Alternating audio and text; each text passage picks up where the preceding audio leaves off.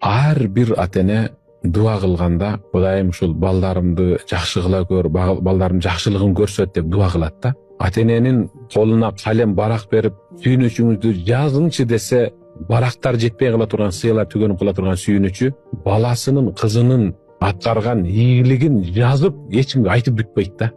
Мактанат, ушу менен сүйүнөт да. Анан о Кудай, эми кошунасынын баласы ийгилик жаратып атса, ал мындай бийиктикке чыгып атса, о Кудай, ушу менин балам дагы ушу бир ийгилик жаратчы, ушу жакшы кылчы, оңдоочу, оң жолго салчы деп кылган дуасынын жыйынтыгын Аллах Тааланын баласына көрсөтүп атат да. Силер көрүп атсаңар ошону. Оңолбойт деген бала оңолуп атат да.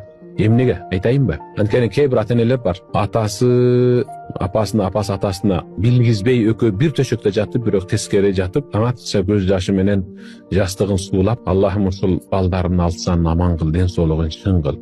Ийгилик бер, окуусуна, ишине, жашоосуна, ден соолугуна ийгилик береке бер деп таң аткыча көз жашын көлдөтүп, ыйлап кылгандагы дуасын Аллах Тааланын перзентинен чыгарып атат да.